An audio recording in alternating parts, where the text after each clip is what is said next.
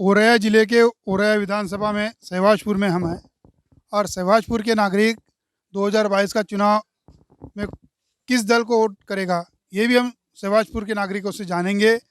वो वोटर किस मोड पे है। अभी तो साइलेंट मोड में है, मगर 2022 का चुनाव जैसे आएगा तो वो चुनाव क्या होगा इसके बारे में बता रहा है, हर जगह पे अपनी राय दे रहा है। सबसे मैं सरदार जी, आपका क्या नाम हुआ? सरदार KM सिंह, सहबाजपुर। सहवाजपुर।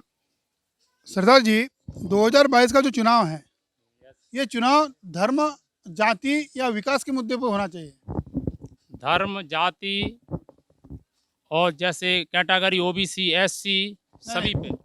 चुनाव जो है किन मुद्दों पे होना चाहिए? धर्म, जाति होना चाहिए कि विकास के मुद्दों पे होना चाहिए? विकास के मुद्दे पे होना चाहिए। मगर वैसा दिखाई नहीं देता है ना। ऐसा अब होगा जी, अब पार्टी आ चुकी है। ऐसी कौन सी पार्टी है? ऐसी पार्टी बहुजन मुक्ति पार्टी आ गई है, जो बात करती है वो मुद्दों को स्टाम्प पेपर पे लिख के देगी। भाजपा ने भी 2014 में नरेंद्र मोदी ने विकास के मुद्दे पे चुनाव लड़ा था, 2019 में भी विकास के मुद्दे पे लड़ा था। आप कैसे कह सकते हो बहुजन मुक्ति पार्टी विकास के मुद्दे पे चुनाव लड़ रही और वो वादे पूरे करेगी? वो इसलिए मुझे विश्वास हो रहा है कि भाजपा ने जो किया था, भाजपा ने किसी स्टाम्प पेपर पे लिख के नहीं दिया था। अगर स्टाम्प पेपर पे लिख के देती कि 2,500 करोड़ नौकरी दे रहा हूँ मैं, 15-15 लाख रुपए दे रहा हूँ या जो भी दे रहा हूँ, तो आज हम उन पे मुकदमा कर सकता था। आज BMP पार्टी जो आ रही है, जिसके पास पैसे भी नहीं है, कुछ नहीं है, हम ही लोग पैसे दे रहे हैं, हम ही लोग उनकी गाड़ी में डीजल डलवा रहे हैं, रोटी खिला रहे हैं, और फिर भी वो 100 रुपये का मतलब स्टाम्प पे मुद्दे लिख के दे रही है। तो हमें उन पर विश्वास है। जिनके पास दुनिया का रुपया है, अडवाणी कहीं किसी से रुपया ले रखा है, वो 10 रुपये का स्टाम्प पे लिख के नहीं दे रहे हैं। हमें जो स्टाम्प पे लिख के देगा, हम उस पर विश्वास करेंगे।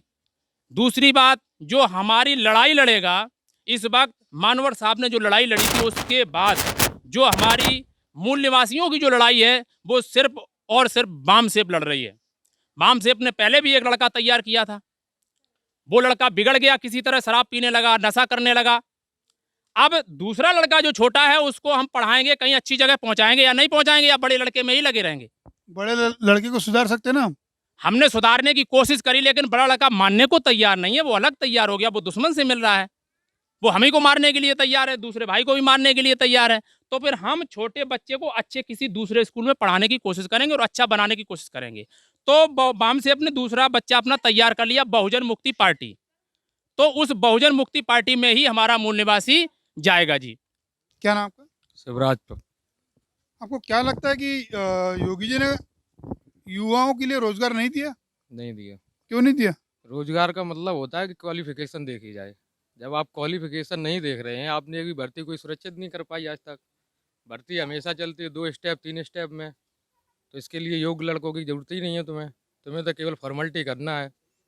मोदी जी ने ये भी कहा था कि पकोड़े तलना भी एक रोजगार है, तो वो क्या रोजगार नहीं है?